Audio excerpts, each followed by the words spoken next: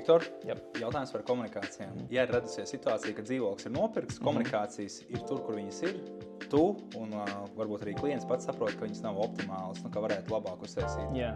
Ko darīt? Nu, tas diezgan bieži tā ir. Es sagatavoju vienu bildīti no arī Bonava dzīvokļa. Tad tu nopērci to dzīvokli un tev ir ūdens un kanalizācijas pieslēgumi, tev rozetes izvietotas tā, kā to redzēja arhitekts, tad, kad viņš plānoja pieņemsim šādu izkārtojumu. Bet reāli arī šajā gadījumā īstenībā klients vēlējās, lai tā virtuve ir nevis taisna, bet viņa ir L-veidā. Un, protams, visi tie elementi viņi nobīdās. Un tad tu iespējams negribi to izliet tur, kur ir ūdens un kanalizācijas pieslēgumi. Tad šeit tev parādās kaut kāda kolona un aiz viņas tad trāpa rozetes.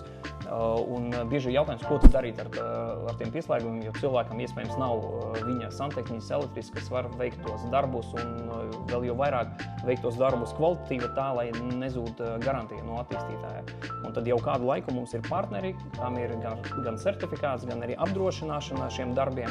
Un tad ar mums var pasūtīt arī to komunikāciju pārnešanu un arī pēc mēbeļu montāžas tie paši cilvēki atnāk un visu pieslēdz. Pieslēdz gan ūdeni, gan kanalizāciju, gan visu elektrību un tad tu dabūni to virtuvi pilnībā tādu, kādu tu viņu gribi redzēt un viņi ir pilnībā darba kārtībā un viss ir pieslēgts, viss strādā. Cik maksā? Tur izmaksas darbam, tā pārnešana kopā ar pieslēgšanu ir kaut kā 300–350 eiro. Tas īstenībā nav tik daudz.